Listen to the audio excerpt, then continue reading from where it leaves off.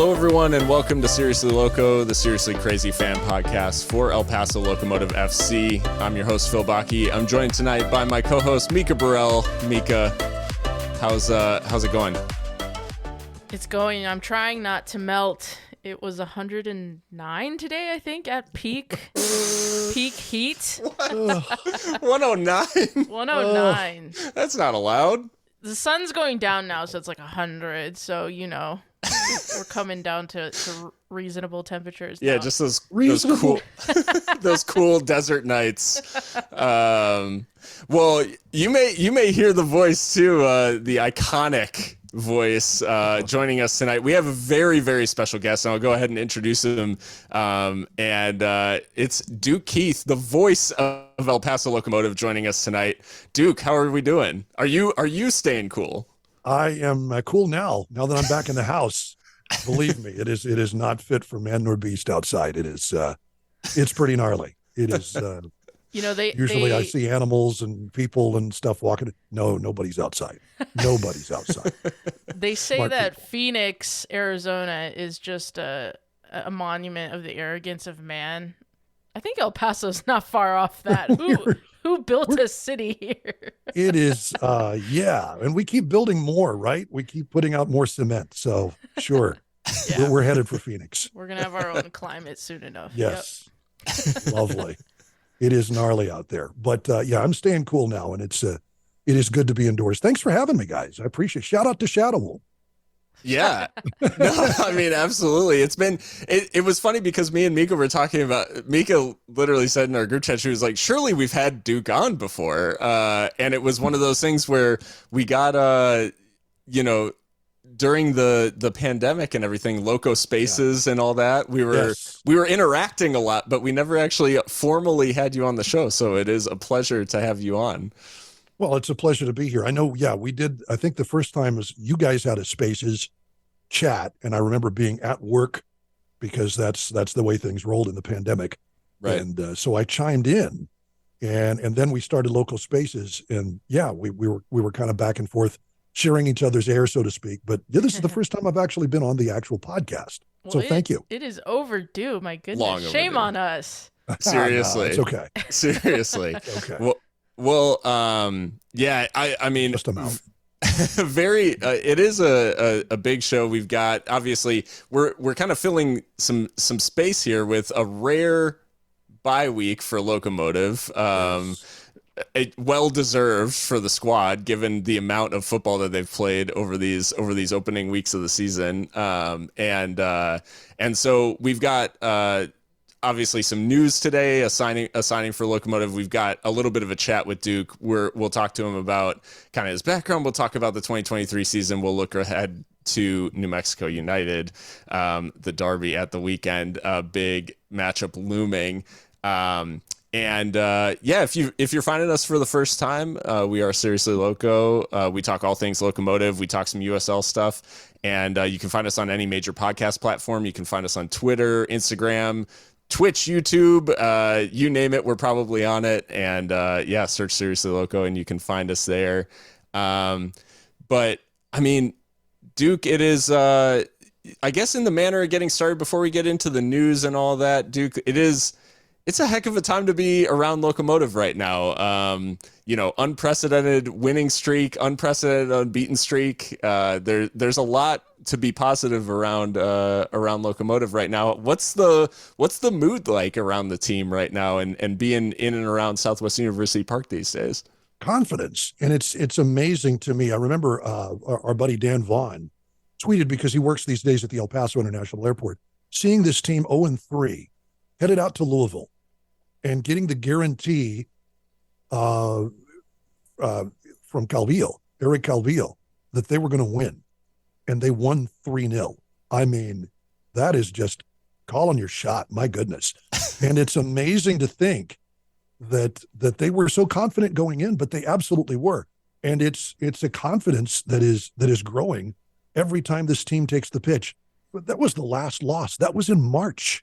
March 19th. And it is an incredible streak they're on. And I think that, yeah, confidence is the order of the day, because they are very, very confident in their system. confident in their defense. And I think when you're confident in your defense, you can be confident everywhere else on the pitch. And Locomotive definitely has some ringers.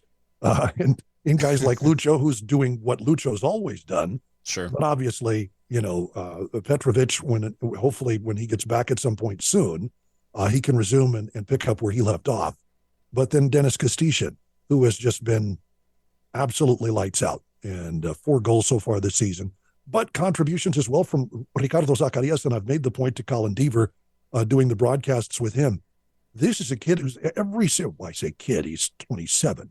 But I think, he's grown in confidence every season he's been a part of Locomotive in his 3rd year. And boy, oh boy, is he's really playing and kind of defining that role of being the guy. If he's not there, getting his shots, he's certainly sending in his crosses and to great effect. Well, I mean, by manner, you talked about confidence in the defense, and it's a good place to start with the news today, with Locomotive making the signing of Jose Carrillo, a central defender, has a big pedigree from Spain. I mean, Mikka, I know as an avid La Liga aficionado, came up through Mallorca's youth setup, Getafe. He's got quite the pedigree there. Then a bit of a journeyman across Europe, played in a number of different leagues, most recently in the League of Ireland, before making his way to Locomotive. And this signing, obviously not a signing to strengthen a unit that has been struggling, but more so to give a little bit of depth to a unit that is on the brink a little bit with the injuries that have taken place. And Yuma, obviously, on the sidelines recently. Eric McHugh has stepped up to a huge extent. But Jose Carrillo, I mean, Mikka, we can start with you, but it felt like a necessary signing. What sort of I guess stability can Carrillo bring to this defensive unit? Yeah, I mean, it's obvious that the center of defense was an area of need. I mean, we first had to deal with the blow of Ander Aguiluth, tearing his ACL, and then, of course, Yuma having that arthroscopic procedure on the knee. So, Eric McHugh, we've sung his praises on this podcast for many weeks now. He's filled in admirably. Bence Pavkovic has played every minute. He's been superb, just a great signing. But yeah, I mean, eventually, I think we have at least 2 more 3-game weeks to go in this season. For whatever reason, the USL schedule gods hate us. And so depth was, going to be a big necessity. And I think in this signing, Jose Carrillo, I mean, he's ready-made, right? I mean, he's played a lot of senior football already. Like you said, last at Finn Harps, who, if I'm not mistaken, unfortunately, I think they were relegated from the League of Ireland. But, I mean, made 23 appearances there. Like you said, pretty big resume coming through Mallorca, playing for the B-side there from Granada. I think he is from Granada. So, and he's 28 years old. So, I mean, this is not a player for the future, right? This is a player for right now. And with that experience and the kind of resume that he's got, I think he'll be asked to do a job pretty soon, I would think, because there's going to need to be some rotation. I mean, I think we've seen in the past couple of weeks that Eric McHugh is he's been leaving it on the pitch every night, looking completely shattered. I think of the game against Vegas in midweek, where he just looked dead on his feet because he was outstanding. So yeah, the Carrillo signing is absolutely a welcome one, and hopefully that's a sign of things to come. Hopefully that means we are really turning our eye to the transfer market now and trying to retool for, kind of the rest of the season. I don't think we're quite halfway. I don't know. I might be wrong, but it feels like a good time as ever to add some depth and hopefully we see him soon. I mean, he hasn't had as long of a layoff from playing as some of our other signings did when they first came in, a la Mark, Petar, and the like. So hopefully he can come in and make an impact. But yeah, I'm really big on the signing. I think it's good. Yeah, I mean, to your point, not quite halfway, and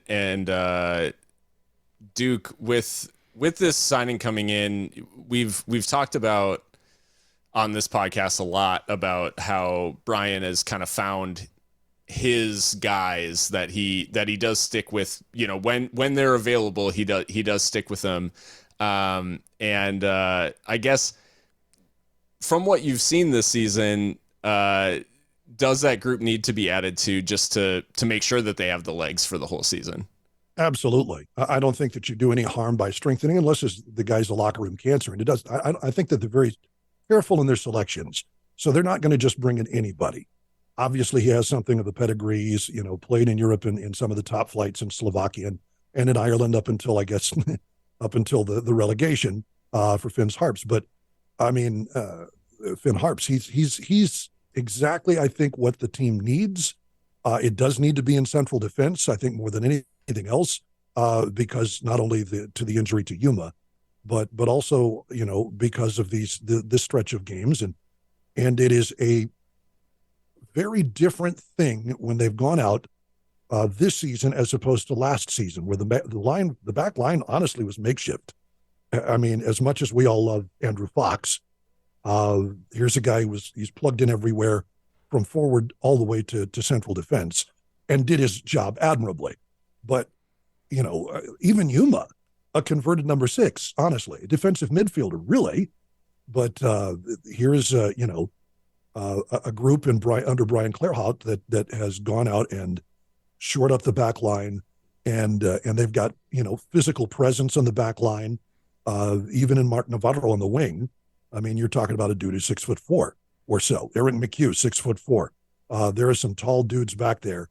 And it reminds me of, in the beginning with Ciro and Toko, who I think also played in Slovakia back in the day. I think he also played at FC Seneca, where Jose Carrillo played, I think, two or three seasons before him. But yes, there's a I'll be darned. Slight connection there. There is a little connection, indeed. Well, it's amazing how big the world is, but how small the world of soccer is even now. And you're talking about Brian Clarhaut, obviously. I forget who it was with Tampa Bay. Oh, yeah. Forrest Lasso. Forrest Lasso. How could I forget that name? Yeah. Ridiculous. Son of Ted, famously. Son of Ted, exactly. and played with him in the Swedish top flight. Yeah. So I think that the emphasis on the back line is needed. I think it's exactly what the doctor ordered. And I remember talking things over with Colin at the beginning of the season. And, people were asking, who you think is going to be the biggest impact player? And to me, it wasn't a who, it was a what. It was going to be the team health, because you had a bunch of guys in Navarro, in obviously Petrovic, who's injured again, who are coming off long layoffs because of injuries in the game. And, and a little bit of an older team where you're going to need to shore things up. And as we've seen, it's been needed.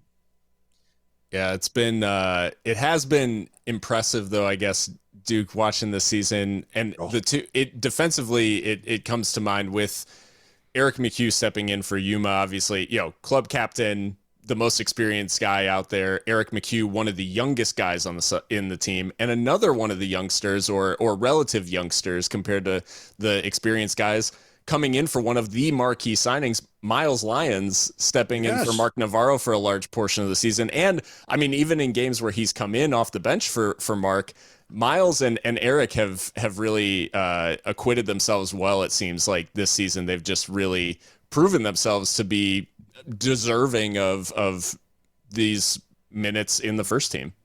And it's really great that Brian Clarhaut has these options, because you're absolutely right. The youngsters have stepped up big time, and you don't always get that. And obviously, Miles Lyons has a little bit of experience at this level from last season, but I mean, the kid's just 20. He's very young, and you've got McHugh, who's also very young, and there's been no drop off, and it's really got to be an absolute luxury for Brian Clarhaut to have these guys back there, and not missing a beat, really. And, even getting something a little different when you bring in a pacey guy like Miles Lyons. Mark Navarro can certainly wheel it, but he's more of a crosser, and obviously the calm, cool presence back there. Miles Lyons is a tornado. And when he wants to go at it, can really, influence the game by making things happen up that wing. And, just a different dimension. So there's no drop off and plenty of upside. And that's been absolutely huge to Locomotive success this year, that there's been no drop off when you've had to go to your bench. So the question becomes, now that Locomotive have announced the signing, Mikka, what's the next signing that you want to see? What position do you want to see them go solidify? I'm dying still for another central midfielder. I just think that would just give us more options, because I mean the Calvillo Rose pivot has been great, don't get me wrong, but I mean Duke talked about it just now. I mean, I want to see that competition, but also I want to see like people, next man up. I want to see how well we can do as we start to rotate more, because I think as the season goes, it becomes more important, I think, to keep guys fresh, and especially heading into the playoffs. And so if we can add another quality option in the middle of the park, I think that would be good to keep the guys that start on their toes, but also give us a different dynamic, as Duke was saying. I mean, someone maybe a little bit more of a, I don't know, like an off the ball player, maybe like a runner, a late arriver into the box, something like that. A roaming number 8. I think that would be really interesting. But yeah, I think just to get another midfielder would be great. So that's my shout. Yeah, I would think that's a pretty good shout. I think it's always helpful, especially to have that. It seems like they've got things set defensively, especially with the signing today, but just to have that other attacking option.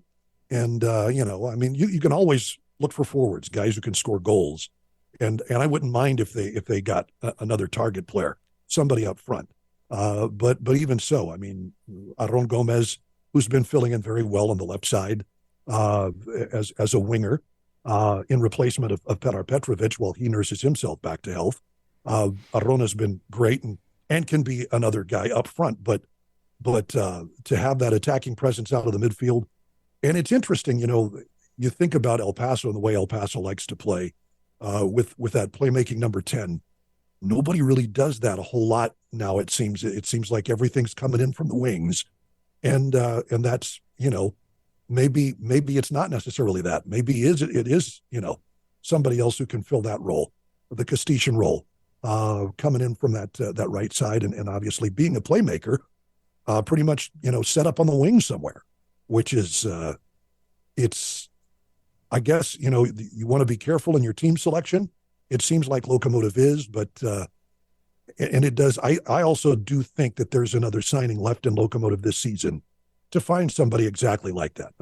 I think, it'll either be a target player up front or it's going to be that attacking midfielder, because it seems like now they've got the back line pretty well set.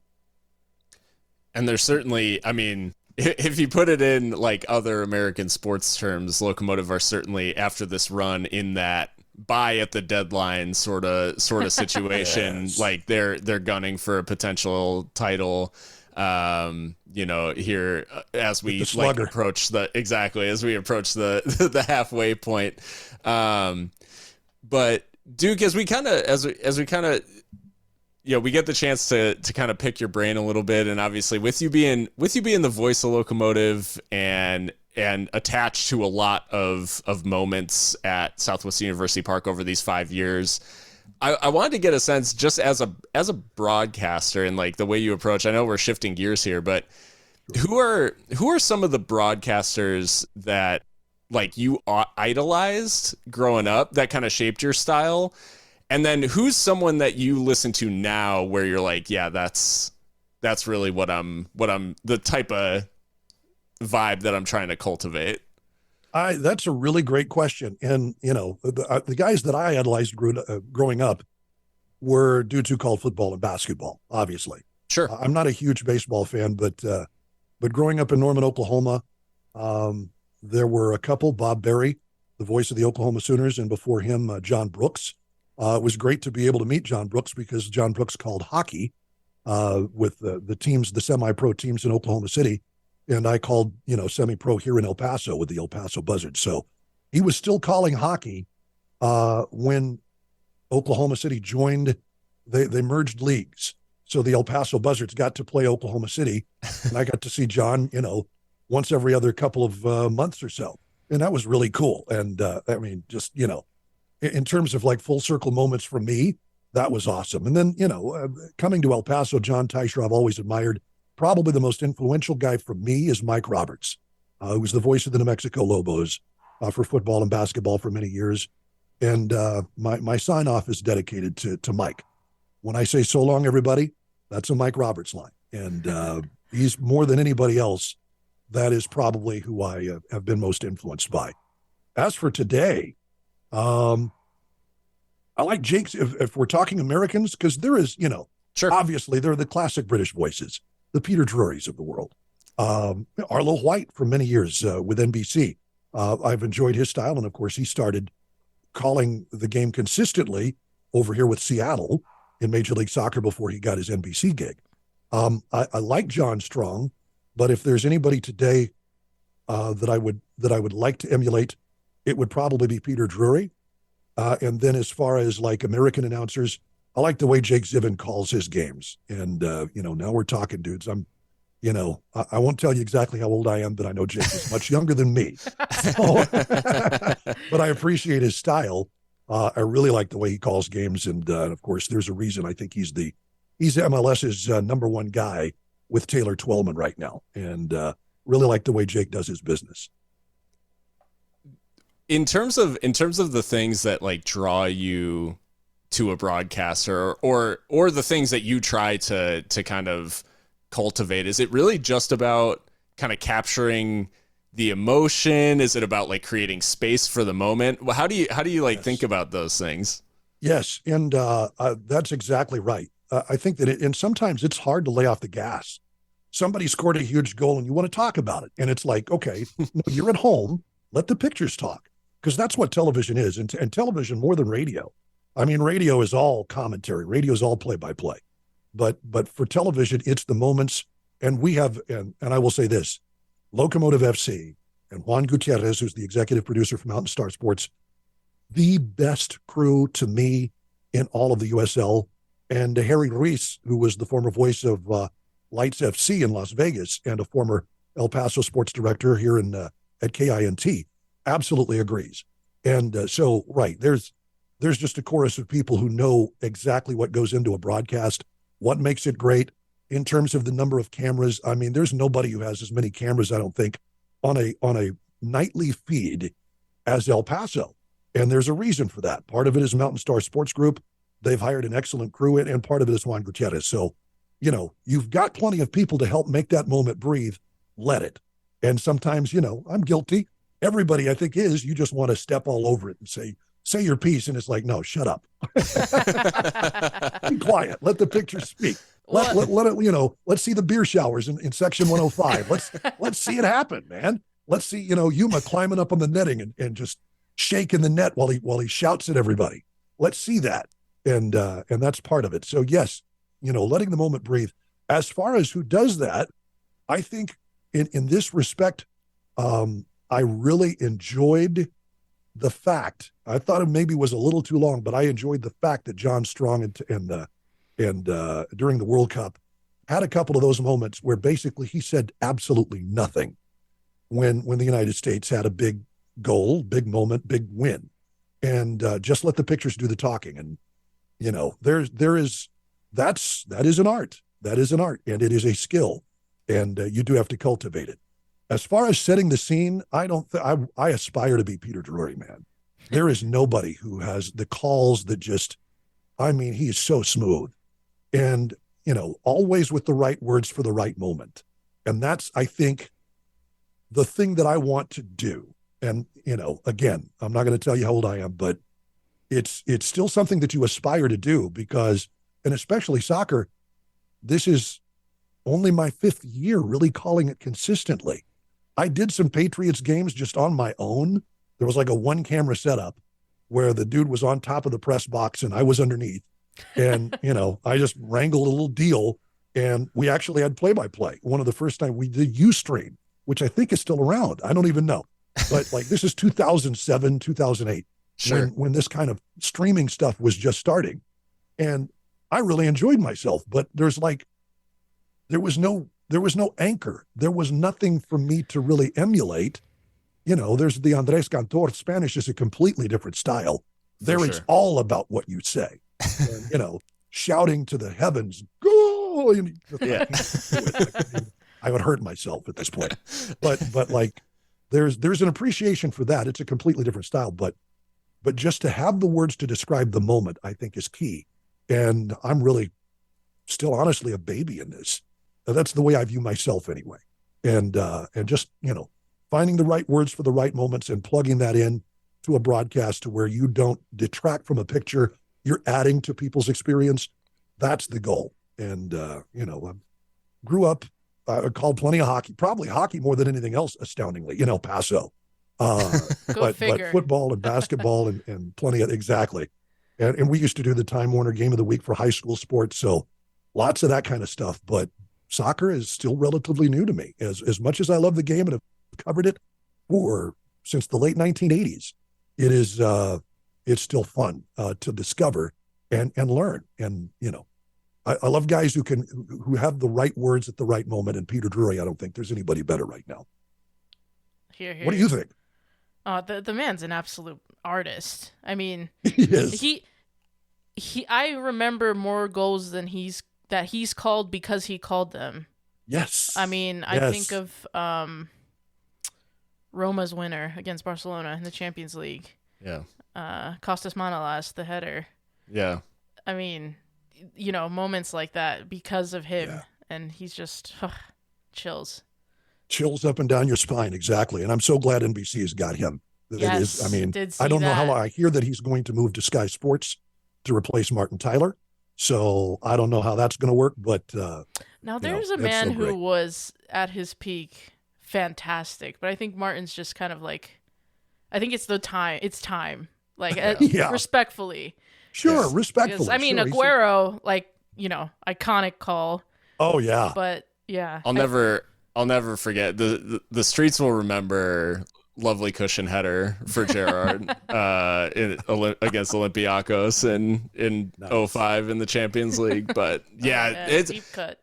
Yeah. No, I mean, Martin Tyler, obviously iconic, but yeah, like you said, Duke, I think Peter Drury, in terms of like soccer commentators at the moment, there's really, he doesn't have an equal. He just, the writing that he does in terms of like his intros to the game too, like a lot of alliteration, poetic, like the meter of them. I've never thought of meter when it comes to, not that I am Shakespeare. The pentameter? Like, right. Yes.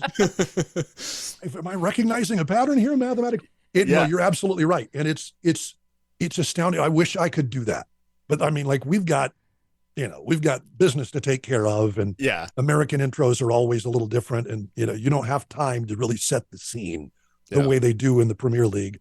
But yeah, if they let me loose and to write something, I would absolutely eat that up. I would love to do that. Yeah. Cause that's like, when I write, I think that way. Not that I'm that good, but when I write, that's the way I think. And I would love to be able to set up a game like that. Maybe one of these days, but not right now. Well, right now we just got to get through starting lineups and right. Let him go. Let him play. I'm always hearing him. Let him play in my ear. And it's like been 90 seconds. So, oh, well. I was going to say when you've got the ESPN Plus stream starting at the time of kickoff, and you're just on air and ready to go, it makes it tough. But I mean, we are now, you said relative baby, I guess, in the grand scheme of things in terms of calling soccer, more consistently. But now that we've got we're into the 5th year of Locomotive, and a lot of moments, a lot of different memories across these opening seasons. What is your favorite moment or call of your own that of these opening seasons of Locomotive? Diego Abarca, number 1 play on SportsCenter. And I love it when things link. And I had just finished talking about his dad. When I used to call do public, I wasn't doing play-by-play at the time. I just did PA. Yeah. But I watched his dad play for the El Paso Patriots. And I just finished talking about that, and he scores the goal. And it was a great goal, my goodness. And he's 16 years old, and it's the number one play on SportsCenter. I don't think, as you know, just in terms of calling the game, that there's anything that tops that. As far as moments, well, the first, Western Conference Finals, there at Southwest University Park, Sebastian Velasquez scores the third goal, but just that entire night versus Sac Republic was outstanding. And in terms of like start to finish, probably one of the biggest games that, obviously it got him into the championship. So, it was great, or in the Western Conference Championship. And so that was fun. But yeah, if you're boiling it down to one goal, it's Abarcas. And, I'm friends, we shake hands. I see his dad all the time now. And so we're shaking hands, and it's just wonderful to see him. And there are a bunch of those dudes who played for the Patriots who are still kind of part of the soccer scene in El Paso. Abarcas won. I haven't seen Memo McFarland in a while. Cesar Superman Sosa was honored before one of the matches at the very beginning of the season this year, and it was great to see him. There's a dude who did it for Juarez Indios back in the day when they were, top flight before the Bravos came in. And so many of the others who are still part of the scene here in El Paso and across the border as well. So yeah, it was a wonderful full circle moment for me. Was it Cesar who scored the free kick in the charity game after August 3rd, or No. who was that? That was Salvador Mercado, Chava Mercado. Oh, Chava, that's right. Chava was incredible. Chava was a guy who went on from the Patriots and won a championship. I think he won twice with, I want to say, well, one was Chivas and the other was, I don't remember, but I know he won one with Chivas. And that is a guy very, very accomplished. And you could tell, man, those dudes got on the pitch after that August 3rd, the tragedy, but that game that weekend, him and Maleno, Daniel Frias, who also scored for the other team. Yeah. Both of those guys were the dudes in their time with the El Paso Patriots. And Chava with a beautiful free kick. Yeah, he's still got the touch, man. Yeah. You get those dudes on a competitive pitch and they're going to go hammer and tongs until they drop. And it was fun to watch. Duke, you got to pull some strings at the club, because we've talked over the years about how it would be so cool to have an El Paso Patriots night. And I guess the only reason it's not happened is we need the rights to the IP or something. So we can wear the kids and do something. It's funny. The Cervantes family's still close to the scene. I see Kiki at the games. Yeah. Kiki Cervantes, who runs a number of nightclubs and real estate ventures here in El Paso, does a great job with that. And I know his dad has come to games. His sister, Diana Cervantes, who used to be the GM of the team president. So I see them at the matches. I would love for this to happen. And I've talked to Andrew Forrest about it myself. Go back to like the classic 90s baggy jerseys with the big sleeves. Pepsi's got the pouring rights at Southwest University Park. Put them right across the top. There we go. Why not? Just have them be the title sponsor for that night.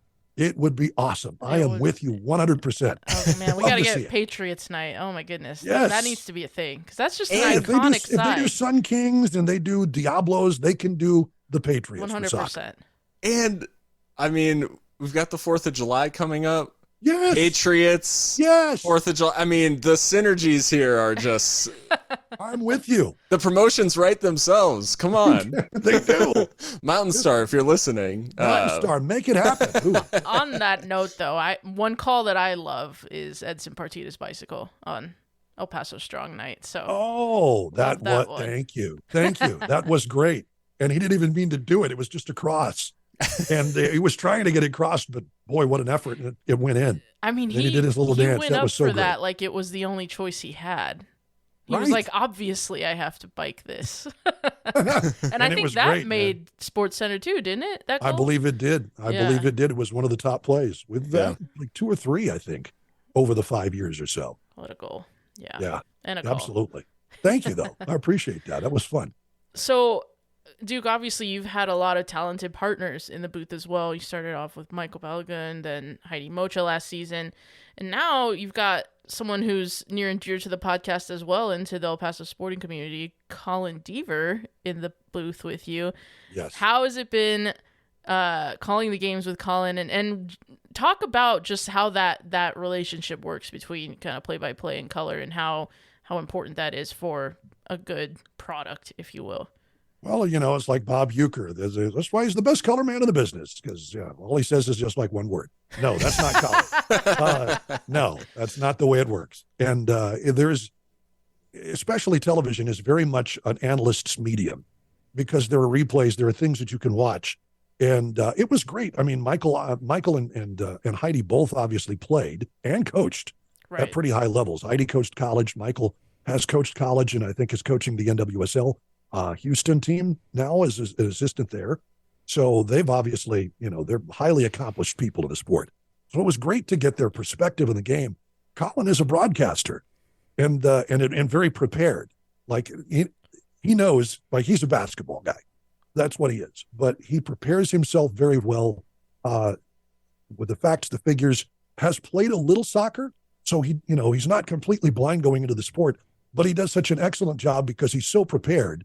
And I think part of the deal, I think this year, excuse me, is that we've been able to kind of go back and forth. The banter has been fun, and I've enjoyed that. Colin's got a good sense of humor, and we like to play off of each other, whether we're talking about toboggans or whatever else. Toboggans, yeah. That was a good one this season. So I really enjoyed that. And toboggans and ice hockey. That's just so El Paso, isn't it? Isn't it? Yes. And of course, he had to get his Denver Nuggets reference in for the last game, saying they won the NBA title and so forth.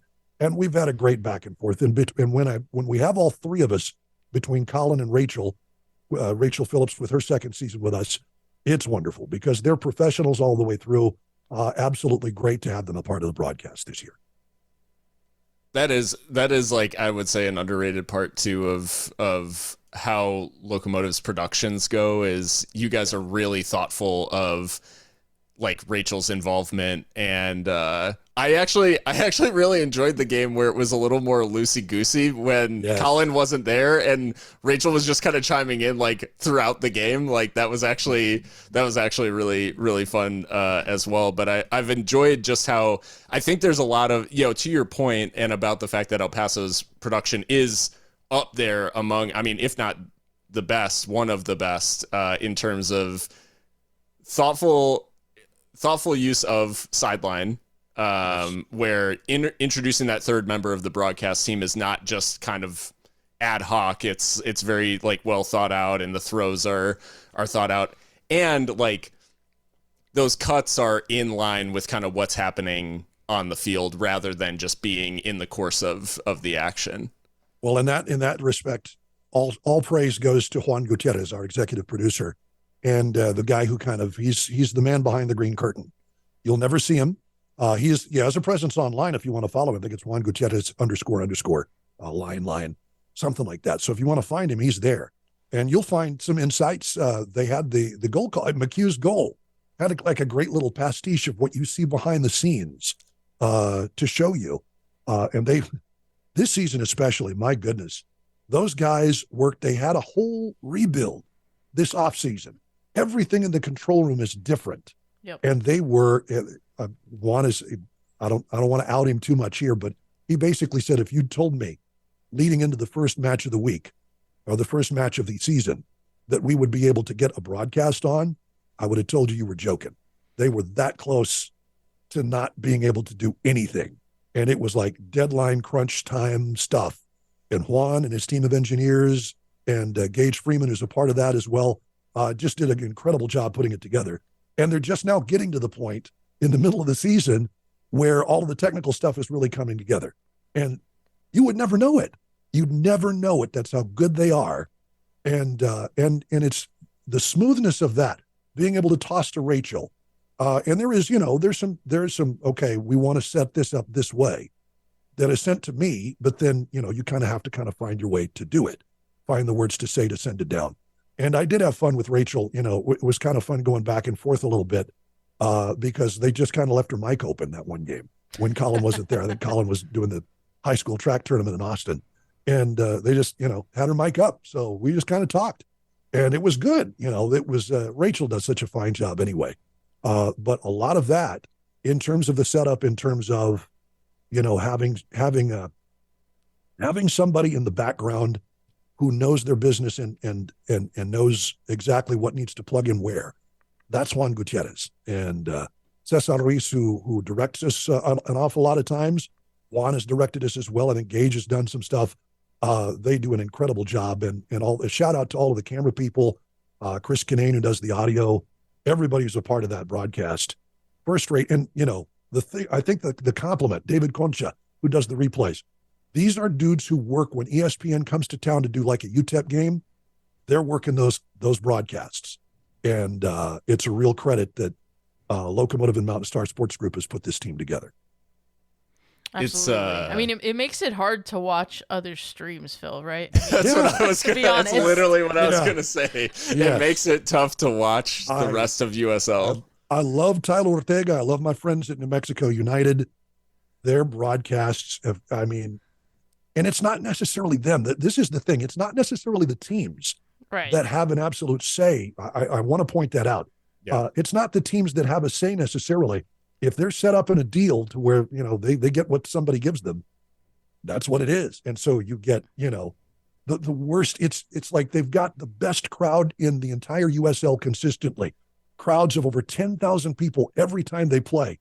And you're shooting into the sun from a cherry picker. So when the wind blows, the camera's shaking back and forth, and then everybody's in shadow until the sun sets, and then the sun's like right in everybody's eyes. Like, what are you? I don't know. It drives me insane.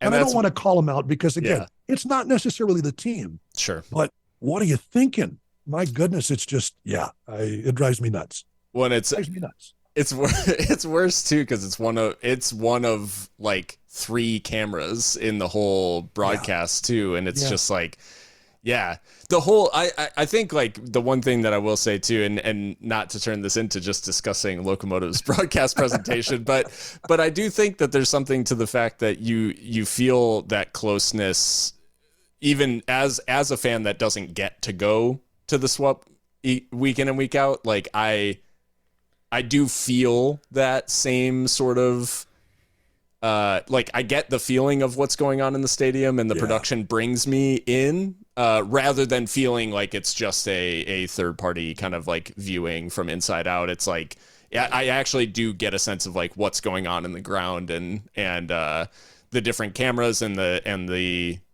way that the sound's mixed and all that stuff like helps make that experience that's not just kind of a superficial and kind of plastic experience. So I appreciate that very much, and they do work. That crew works extra hard. We all work, I think, really well together, and I very much appreciate that. Thank you.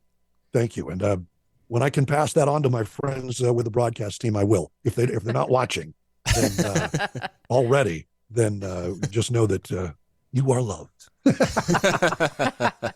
Well, Duke, getting on to the football, into El Paso Locomotive FC's 2023 season.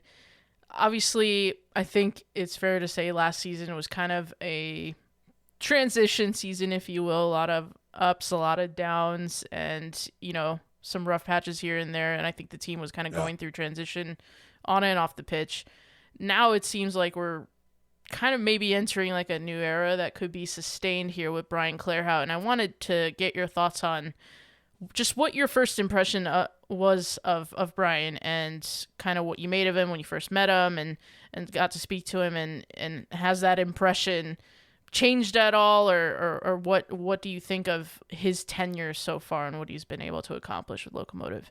I thought that he was an interesting choice, and obviously when you have worked your way through promotion relegation from third to top tier, in a European country, and you've got a UEFA A license, you know your business. And I got that impression from him just by, talking to him. And maybe it's the New Jersey thing. I don't know. Hey, how you doing? Hey, Brian Clarhaut, how you doing? Great to meet you, And I mean, it's there, man. It's strong. The Jersey is strong in this one. And it is very evident. And so maybe that's part of the swagger, right? That little East Coast swagger he's got. A lot of dudes from Jersey, right? It's kind of funny to to think about the accent and so forth for being out here in the Southwest as many years as we are. But so maybe part of it was that, but just you always got the sense that he knows what he's doing. And I wondered, when they lost the first three matches, obviously everybody's questioning, and probably no one more than Brian Clarhaut and his staff. What are you doing? Are we going to need this piece? Are we going to need that piece? What do they need? What do they need to make this turn around and go away? But just, his presence and his calmness. And I was around for some of the first coaches shows, the way he dealt with the fans, very open, not guarded really. There were some guys, he's got a professional pride about him, obviously. And if you kind of get into that, well, that can be shown, but openness to speak about it and being open in discussion of what was going wrong and the confidence in his team that they were going to get right. The confidence in the guys in the locker room, the great leadership presence of guys like Lucho and Yuma and all of that, all those experienced hands, the guys who've been there for a couple of seasons or all five in the case of Yuma, just to have that presence in a locker room and how he said that was unique. And you just knew something was going to be different. Now, I couldn't have told you before the season started that they would be an 11-game unbeaten streak and had a 7-game win streak and all of that. I don't think anybody would have thought that. And but they've absolutely been that team. And it's a real credit, I think, to what Clarhaut has brought and his thought processes. And the fact now that their defense is just strong. In second division American soccer, there are going to be letdowns. Things are going to happen. And they do in every match and at every level. But this team just knows its business. And you see the calmness on the pitch. I think that's reflected straight from Clarhaut and having a bunch of guys, especially that, veteran presence in the back line and Benci Pavkovic. You've talked about it, Mikka. I mean, if Kostishin and the gang are making a tick up front, it's Pavkovic and Benny Diaz, who's been outstanding. We see him jump around a lot, and he's the modern goalkeeper and so forth, but they don't ever seem to be, they're unflappable. They never seem to be flapped. Never see that. We never see that. And it's a real credit, I think, to the confidence that Clarhaut and his coaching staff give the team. You talked about the confidence around the team. And I mean, one of the things that feels really different this season too is not just the confidence that they've built in the squad between like the coaching staff and the playing staff, but it also feels like the connection and confidence from the fans to the playing staff and the coaching staff. It feels like there was something that, and this is not specifically a criticism of John Hutchinson, but more so maybe a thought about the fact that his approach was a little more cold, I guess, in some ways. Like, he didn't go out as far out of his way to like maybe acknowledge or, interact with the fans as deliberately as maybe Mark did before. Now Brian has kind of brought that back, and you mentioned the honesty and the coaches show and just like his forthrightness with the fans.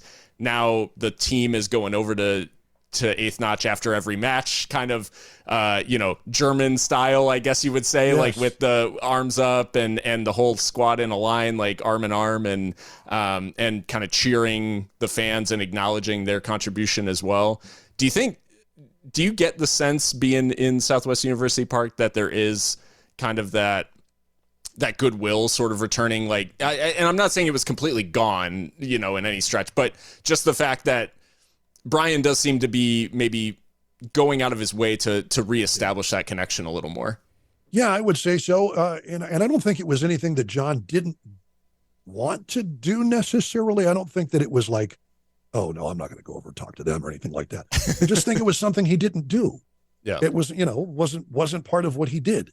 But Brian, I think, is very much keyed into that vibe, so to speak. And I think he wants to cultivate it the way Mark did. With the Klopp fist pump and all that stuff at the end of every match. You see that. And it is very different. I remember Rachel Phillips going, "What are they doing with the stage, the little curtain call thing at the end?" And I like it. That's a soccer thing. It's like a European soccer thing. Yeah. And she's like, "Really? I've never seen that ever in any sport ever." Specifically on the continent, because if you do that in England, you'll get pelters. It was Yeah, a whole probably. It was a whole thing with Klopp because they did it after they equalized late against West Brom in his first season, and he like didn't know that it wasn't an English thing, and they got absolutely like belted in the media. Everybody was like, "What the hell is he doing celebrating a draw against West Brom?" And he's like, "It's not a celebration. It was thanking the fans or whatever, you know." And from there, it obviously, you know, it gained a little ground, at least amongst Liverpool fans. But yeah, it's no, not something that immediately makes sense, I guess, like at face value. But I mean, I guess to your point, it is that vibe. Like, and just the fact that good feeling around the club, and obviously good feelings come with winning. Like, so winning a lot or not losing, I guess, in the very, you know, in these last couple of months, or I guess going on just over 3 months since their last loss in USL play. So yeah, it's you know, that vibe has obviously been feeling good and helped by the fact that they haven't lost. But it does feel like, Brian, not only amongst the team, they celebrate their wins when they're on the road. I mean, the videos have come out of the locker room of kind of the raucous, you know, celebrations of some of the wins, but they also celebrate it with the fans when they're at home. And it feels like that sharing of the goodwill and kind of the feeling is yeah, it's just building this confidence in the team, you know, like inside of the team, but also in the team from the community as well. Absolutely. And I think that, yeah, he's playing it up, but part of that is being a good coach and knowing what your fans are up to. And he very much wants to get that vibe. And as his team wins, you want to be celebrated. There's no reason not to celebrate. And he's been great, I think, in that respect. And I think it is something that is deliberate. It's something he's chosen to do. And sure, the fans have got to be happy as heck to see it happen. And I know that they appreciate it, obviously. Eighth notch, loving life right now, and with good reason. It's been a solid couple of months, 3 months to be precise, plus. Yeah. At this point in the season, there's obviously, you mentioned kind of the difference makers up till now, but if you had to pick one of the players that has defined Locomotive's run and has really been at the heart of everything good that's going on around Locomotive, who is that person who's defined the season so far? Wow. I think you know, there's so much to choose from, and maybe different attributes of the team. You want to talk about willingness to fight. Aaron Gomez. I don't think there's any way and he's done it his whole time, the 5 years he's been part of Locomotive. You see him fight, and I've said it before in the broadcast, probably maybe too many times. He's the world's only box-to-box forward. Like, the dude just gets it done on both sides of the pitch, and he's a forward, and a willingness to go do what needs to be done. So there's that aspect of it. But just in terms of the confidence, quiet confidence, I would say Bence Pavkovic. And somebody you don't, and part of that has to do with the fact that you never really think about him a whole lot. You never think about the backline guys.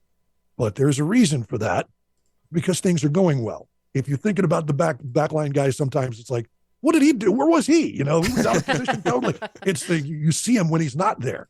Well, you don't see that in Bence Pavkovic. He's always where he needs to be. And it's like Clarhaut calls him the quiet assassin, because he doesn't, you know, it's a term of endearment, but it's because he just handles his business. He's not loud. He's not flashy, but he's confident, and he is absolutely cool as a cucumber.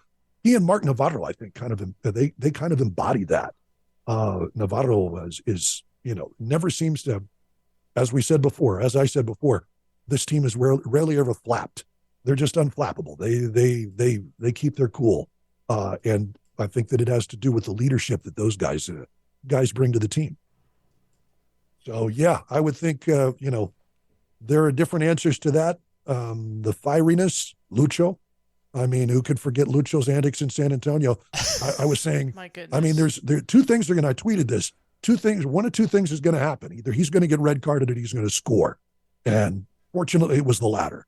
And just amazing performance. And a lot of pride in that man's work. And he certainly shows it. Probably should have been red carded though, in it. Maybe right about that. We're being precise. Yes. I could. I don't know. I don't know that we'll. Speaking of Martin Tyler commentary, I swear you'll never see anything like this ever again. Just well played. Well played. Watching Lucho's villain turn in San Antonio, it was like watching fine art, and then for him to cap it off with a goal, it's just. This is who am I thinking of? Oh, forget it. It's a professional wrestling analogy, and I'm like Hulk Hogan's heel turn. Part of like NWA or something. I forget what wrestling association it was, but all of a sudden Hulk Hogan turns into a bad guy. Yeah, the heel turn. And it's like, what? Lucho? Yep. He some went of this, my mad. friend. You know, is like yikes. Yeah. He was something. Fun to watch. Well, You can't take your eyes off of him, that's for sure. No. Box office. One to watch this weekend, I think, is the Derby del Camino Real. It's coming home to the SWUP. I mean, Duke, is this this derby? I guess the clubs now have acknowledged, the fans have decided it is called the Derby del Camino Real, and so you and your broadcasters, have said as much. I think you were the first to kind of acknowledge it. To be fair, you've been on that train a while, but how are you feeling about Locomotive going into this derby? And I mean, is there anything that you do that's different when you prepare for kind of a marquee matchup like this, or is it business as usual? I think it's pretty much business as usual from a broadcast standpoint. If there's, and I've done this before, I've wrote kind of a build-up, a Peter Drury kind of a build-up. I think it was a couple of seasons ago during COVID.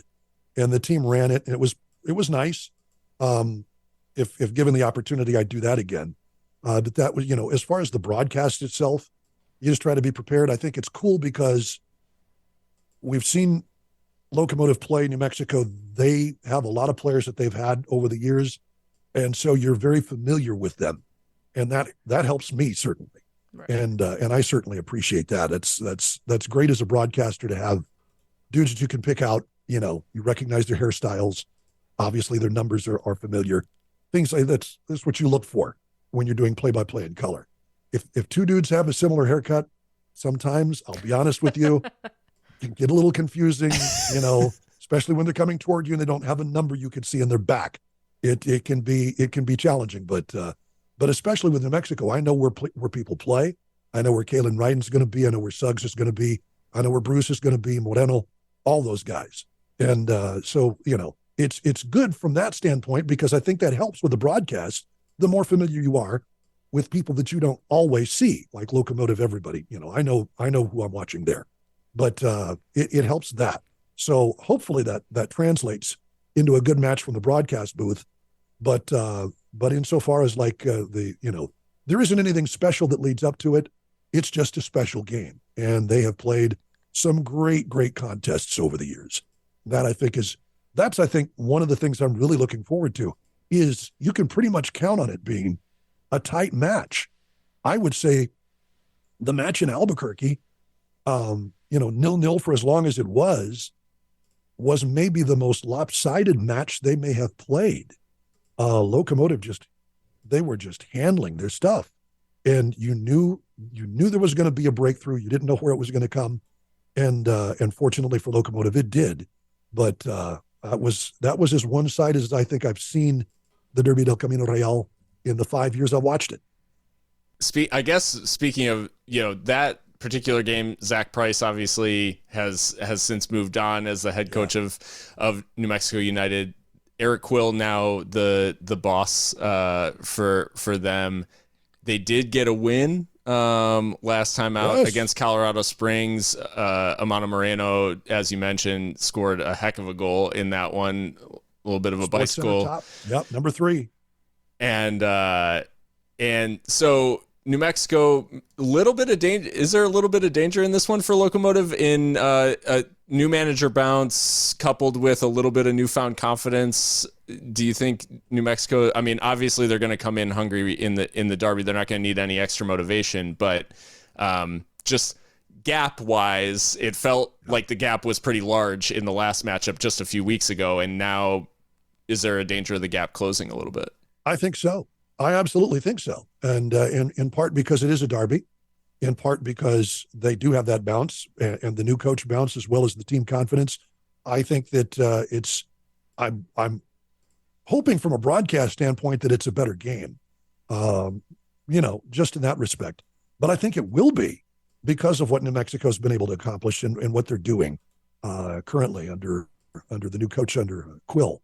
I think that it's going to be a lot tighter. And I think that, El Paso has handled its business on the road very well. Sometimes at home, things get a little different. I know they've let in early goals, and that's been an issue. They've got to try and stop that. They certainly did it in New Mexico, and I think that it was, start to finish, that was as complete an effort. And that's part of what I think one of the things that really kind of drove home how confident this team is was that match, because again, they were never moved. It was like, okay, this is what we're doing and we're going to get it done. And they did. And it was like start to finish workmanlike. It was professional in a way that you don't see professionalism a lot on these shores in the United States. And they just did their thing. So I would imagine that, Locomotive will come out, they'll still do what they do. But I think New Mexico's got a little extra juice, and that's going to make this a better match. Well, Duke, so you said you are originally from Oklahoma, but it's my understanding you spent some time in Albuquerque. Is that right? Yes. Yeah. Our family moved to Albuquerque when I was 14. Was there for 10 years, matriculated at UNM for a couple, worked at the Albuquerque Journal, was my first job in media. Was the soccer beat writer when they got their first real taste of professional soccer with the New Mexico Chiles in 1990, a part of the old American Professional Soccer League, the APSL. They played at a high school stadium behind my old high school, Manzano High. That was they had 2 civic fields back in like 2 fields that all the high schools shared. So it's not like Texas where, I came to El Paso, it's like, oh, they've got a football, everybody has a football stadium. That's the difference between New Mexico and Texas. Everybody's got a football stadium here. They had 2 in Albuquerque. And the one was this, I don't know how long the AstroTurf, and like I'm talking not field turf, the nice soft cushy stuff with the rubber pellets, AstroTurf underlaid by cement. They played on that surface. It was domed for water runoff, permanent football lines, American football lines, obviously, and a cement curb that separated the track from the infield. And I remember seeing at least 2 serious ACL, MCL injuries on that nasty stuff, but they played games and couldn't sell beer. It was a high school football stadium. You can't sell beer at a high school football stadium. You can't do that. But they would draw crowds back then in 1990 of 4,000 to 5,000. And I knew then that Albuquerque was ready for a professional soccer experience.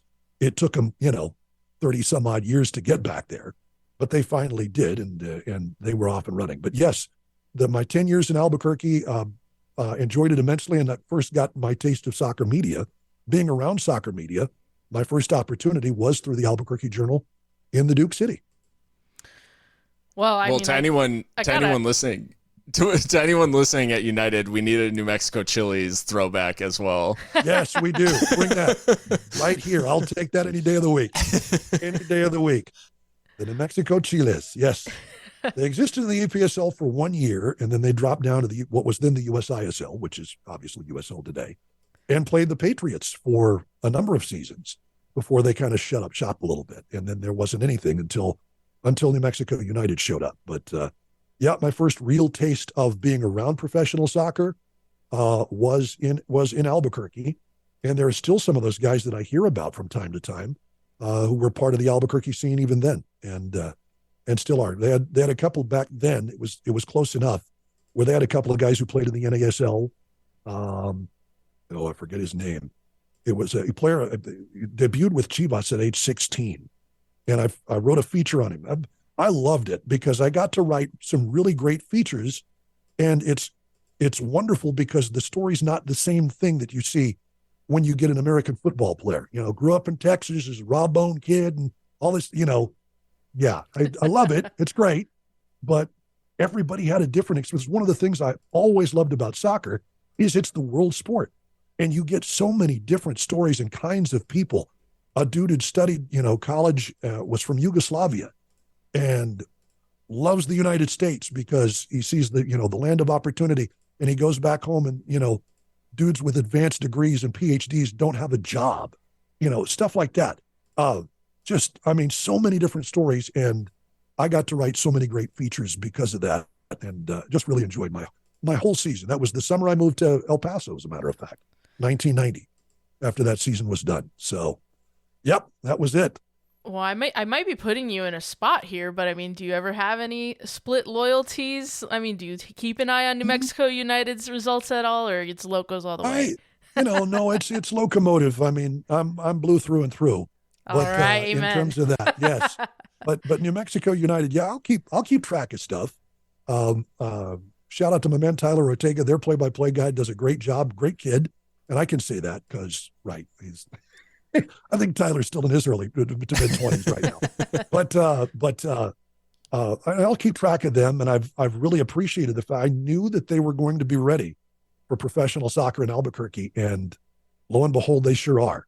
I know that there are folks that give me a little grief in the Locomotive area because I'm from Albuquerque and all of this stuff, and we all know New Mexico United is the darling, and everybody in the USL loves New Mexico United, and we see this from time to time. We never say that.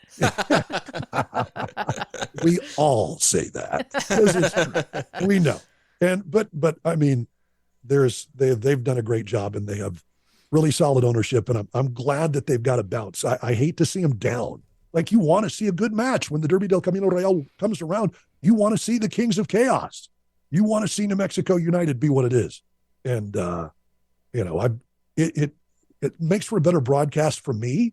I know that they probably cringe when I said the Kings of Chaos because that's something I saw that somebody put that on a drum. One of the United fans put that on a big bass drum they have, and I'm like, I've never had that happen ever. Where something I said gets put on a drum. That's pretty cool. But they claim that one quick. they sure did. Well, okay, that's fine by me. I'll take it. But I just like it when it's a good match, and I get to call a good game, and I look forward to that. I hope they're able to bounce back, but obviously not at the expense of Locomotive FC. And with that being said, we obviously were quick to, because of the proximity, because of the sort of natural rivalry between El Paso and Albuquerque and the connections there. You want the rivalry to be a rivalry when those teams are founded. But I guess the cool thing, to your point, is like, we've had a lot of close games and a lot of really cool moments that have taken this game from being a mere game in USL to and maybe it's partially due to COVID because of the frequency that they've played now. We've Five times in 2020. Yes. We've condensed a lot of history kind of into a short amount of time, and it feels like the game has taken that next step to the point where, you think about the Matt Banter late goal in Albuquerque, and Leandro Carrillo, I think one of the more underrated moments, his stoppage time tying goal, like in the dying embers of the game.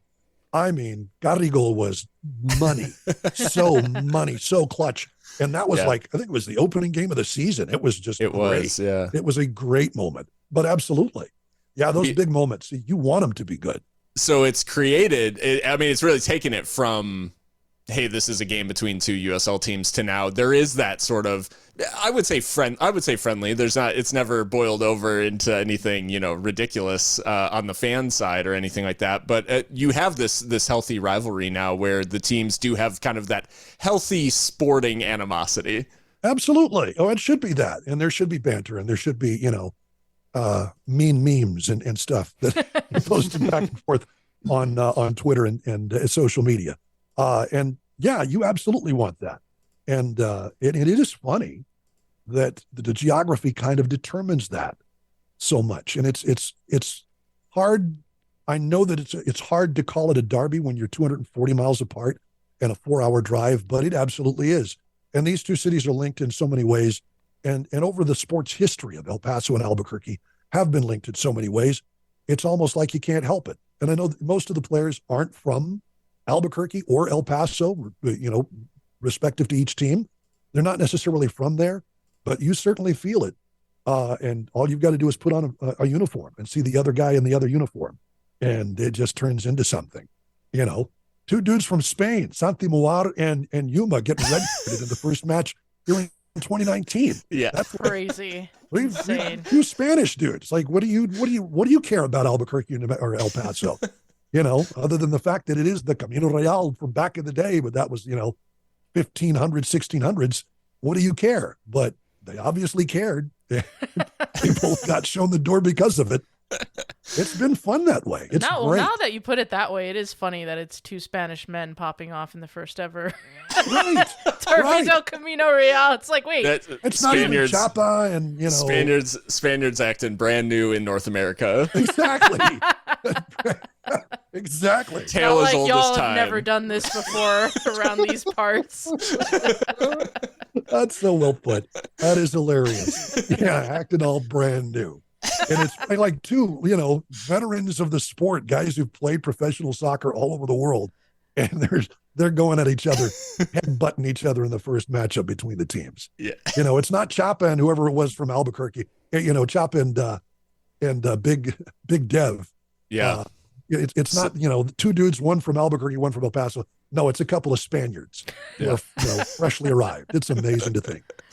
True enough. It really is. True enough.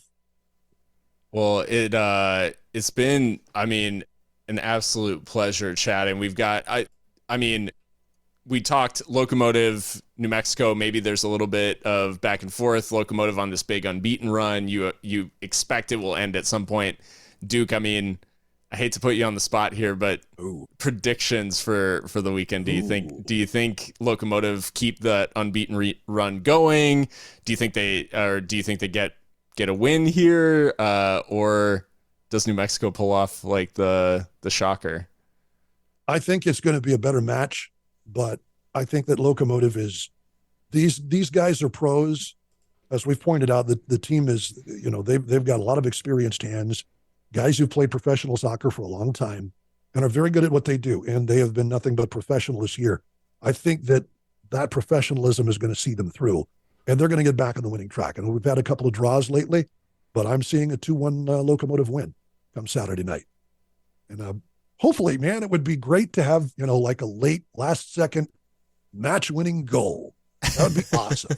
A little Dennis Castician magic from about 25 yards out or so. That would be so great. But, I'd love that. Yeah, it would be awesome. But, even if it's just a mad scramble in front of the net and Bence Pavkovic puts one in right at the porch, it's okay. I think that the Locomotive is going to be well served by their experience, by the fact that they are confident right now, but just that professionalism is, I think there's going to be a jump and a challenge for New Mexico United that hasn't been there. It wasn't there at least in the first match, but Locomotive I see is going to get this one done. Mikka, do you think Ricardo Zacarias finally claims the greater Las Cruces area as Loco's territory in this one? That's a great thought. Right. It's between him and Josh Suggs, right, to make that claim. It is Loco's territory. I will die by that. Oh, Heidi Mocha would tell you that. I'm not I'm not saying it's not. I just mean the yeah, well, the intensity. If claim. If he scores and hits like a Sioux against New Mexico. Oh my goodness. Oh, that would be great. Please, I need it. That would be great. I need it, and I think I deserve it. Well, I'm with you guys. Well, what do you think, Bill? I think Locomotive have enough about them to get the job done. I think Phoenix's performance against New Mexico midweek kind of gives me hope that, switch. I've been kind of I've been kind of iffy on switchbacks all season, so I think Locomotive have enough to get the job done. I think to your point, Duke, they could be a little bit more assertive at home in some of their performances and just kind of putting people away a little bit more. I know they want to, but that just doesn't seem to have fallen for them lately, huh? Yeah, and it's that early chance, it seems like, that's always it. Like, Locomotive will miss a big chance and then give up a goal, and it just kind of affects the flow. It's and all I hear in my head is Heidi Mocha, shots on target. That was her mantra, like all of last year, especially when it was worse. Yeah, and things where the results weren't coming.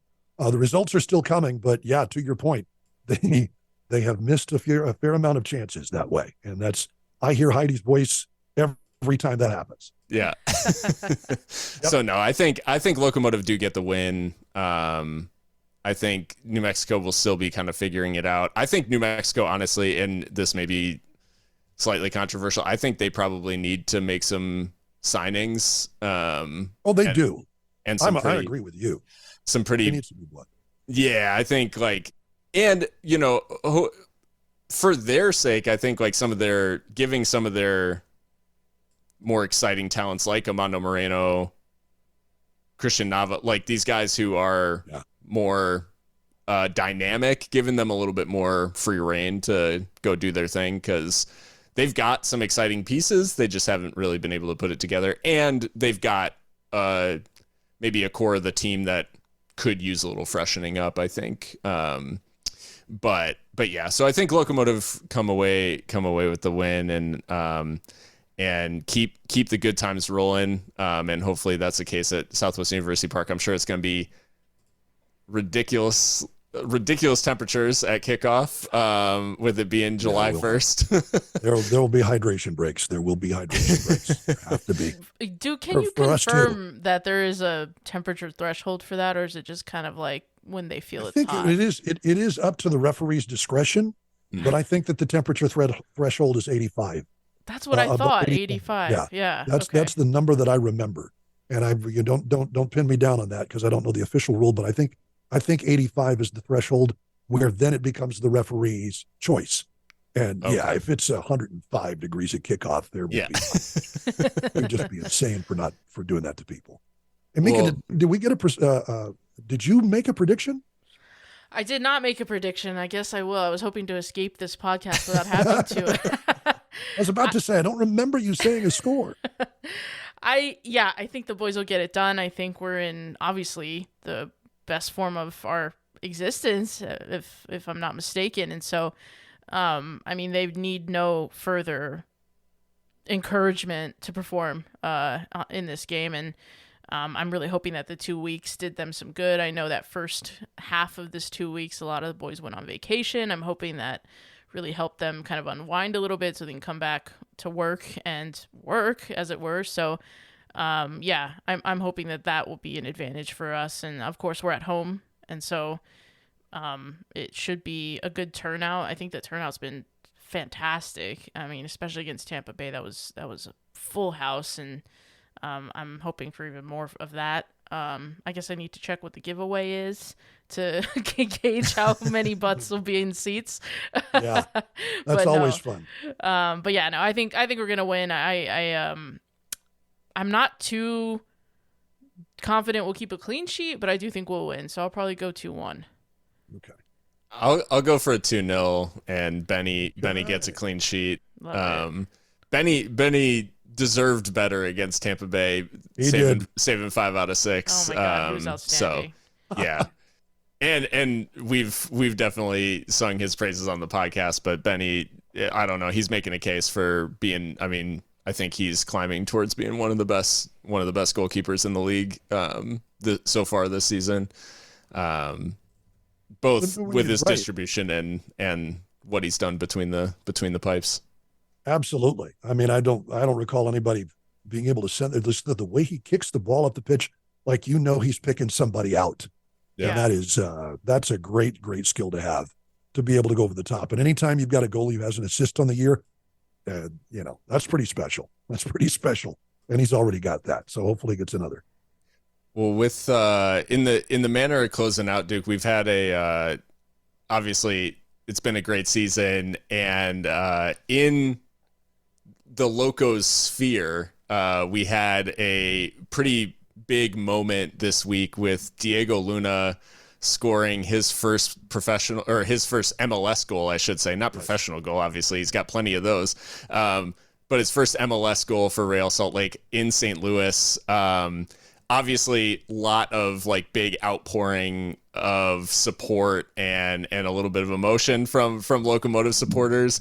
But seeing that goal from a guy who obviously started his professional career in El Paso at Locomotive, and it gave him that platform to go on, start his career in MLS. And obviously, he's been with the U20s at the World Cup. He's been just climbing and kind of making this name for himself. Just talk about, seeing this guy who it almost feels like we watched him grow up at Locomotive, now scoring in MLS. We really kind of did. I feel like I'm like watching one of my kids or something. And yeah. I mean, because they almost didn't want to let him interview with anybody because he was just so raw. And it was interesting. He was on with Football Americas and Sevi Salazar and Hercules Gomez. And he did such a great job. What an interview. And so obviously he's grown mentally, emotionally, physically. He's grown, but I think just in being able to carry himself publicly, he's grown. And that is, it's been wonderful to watch. And I'm so happy he got his first professional goal. Obviously, the U20 World Cup gave him a lot of confidence. So he had that bounce, but it seems like Real Salt Lake is really starting to find its groove as well. And when they get to add Chicho Arango to that, boy, Diego Luna to Chicho Arango, that's going to be a fun combination to watch. So, yeah, I'm hoping that he has all the success in the world. But, it's been wonderful. And I think Locomotive fans have been clamoring for him to have the opportunity to play with something other than MLS Next Pro. It's like, come on. That's a waste of the kid's talent. Get him in the lineup. Give him back if you're going to do that. Right. Send him back. Bring him back to El Paso. You'll get better acclimated to the top level of the game here with that than that. But it's wonderful that he has his opportunities and he's making the most of them. And that's, I think, been the real payoff is, in every way we see him kind of grow up. And I'm with you. Yeah, we really kind of have seen him grow up before our eyes because it's happened.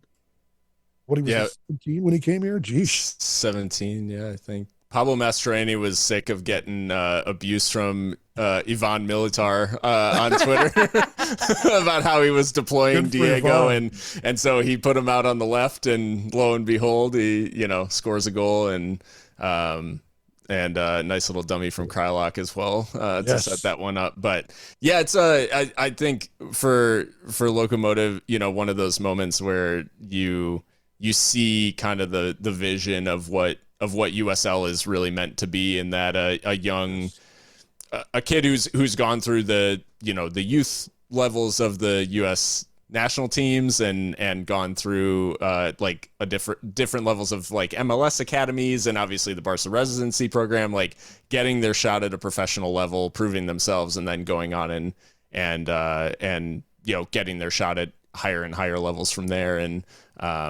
Diego, obviously, I think everybody at Locomotive will always think of him, no matter what he goes on to do in the future, which obviously the sky's the limit for the kid, but whatever he goes on to do, he'll always have that Locomotive background and always be a favorite of El Paso. And I think like we think of a lot of these young kids coming up through the academy and younger kids who are signing as like, that's the sort of stamp that Locomotive can leave too, in terms of developing these kids and sending them to higher levels. That is absolutely one of the critical pieces of the puzzle, not just for Locomotive and not just for El Paso, but for American soccer.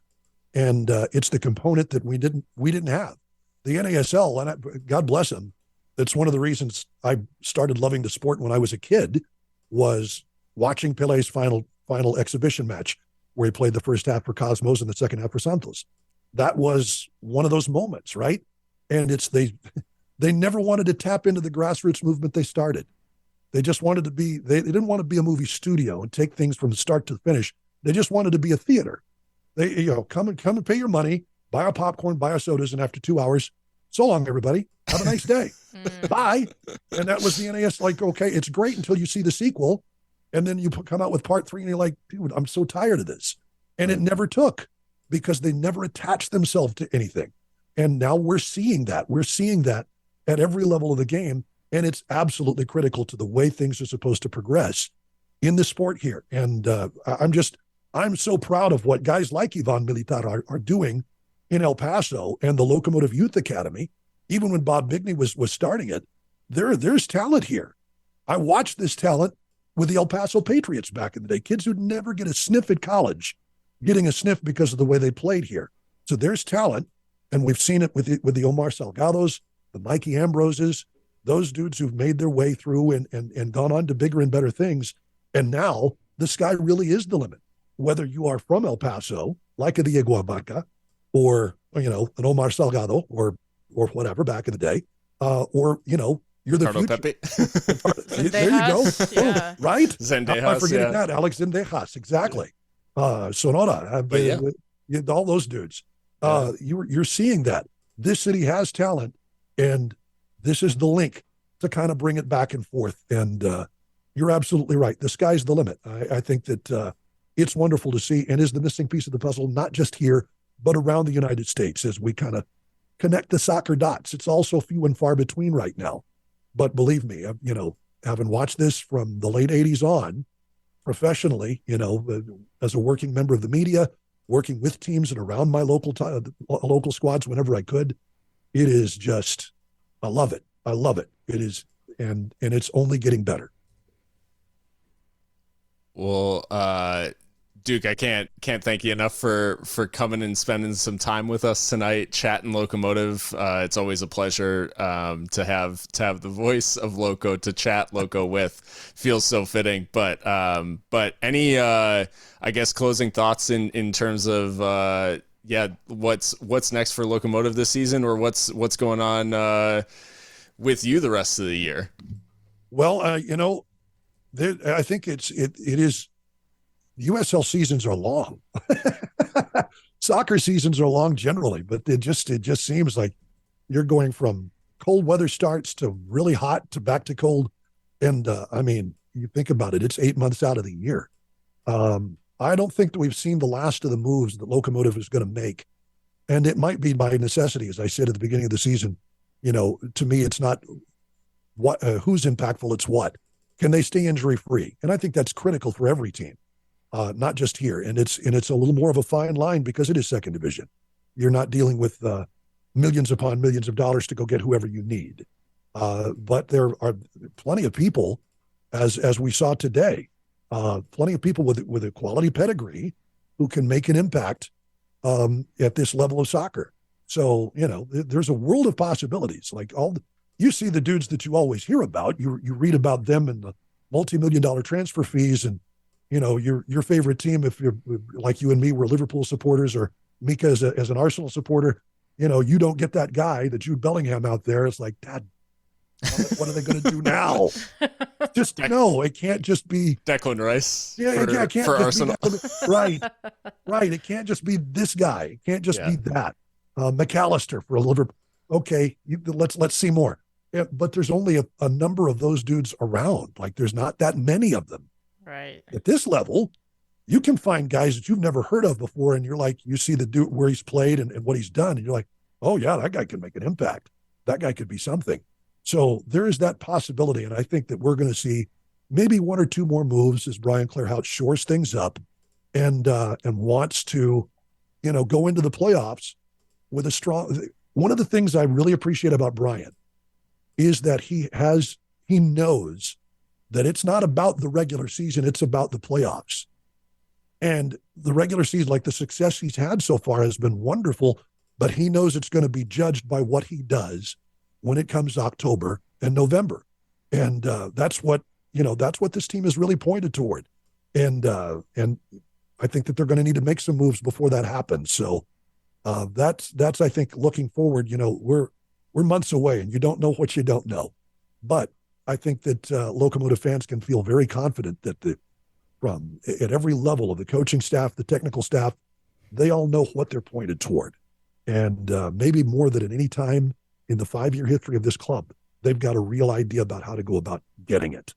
And I think that has got to be the thing that leaves you very confident moving forward. I don't think I've ever felt this confident going into the rest of the season that this team's going to be able to weather whatever storm comes its way, barring, just cataclysmic numbers of injuries. That's going to be the determining factor. But even then, they've plugged in all these pieces, and so far everything's worked well. That's the sign of a well-coached, well-managed team that knows its business. And you can't feel anything but confidence moving forward. Love it. Love it. Yeah. Yeah, it is a good time to be around Locomotive right now, and headed into a big derby match this weekend, the Derby del Camino Real, which I don't know. I will, I guess, last point. Did we coin that term, or? I think you guys did. I remember that. I think we were talking about it on Twitter with other people, and we were like, well, what's the historic angle here? Right. So yeah, I think it was. Yeah, and it fits perfectly. But I believe you guys were on Twitter. That's what I remember. We'll comb we'll comb the archives. I don't care what Locomotive does, but I want United to cite their sources. Get our buddy Chris up in Albuquerque with the Black Diamond. Hey, dude, where did this come from? Yeah, Locomotive. We can search the hashtag, right? Yeah, Locomotive is free. They can use whatever they want, but United, I want them to cite their sources. Maybe we'll ask for some. We'll have to see what we can do about the copyright. There we go. Oh, look out! Look out! No, all in good fun. Excited for a big derby, obviously, and looking forward to hopefully a good Locomotive performance out of it. Duke, it's been a pleasure, and thanks for hopping on and chatting all things Locomotive and broadcasting and everything. It's been real fun. Likewise, and anytime you guys want to talk, I'd love to. We've got plenty more to talk about, that's for sure. It's a long season, so whenever you guys want to have me back, I would love to. And thank you for having me, both of you. Absolutely. Yeah. Thank you so much, Duke.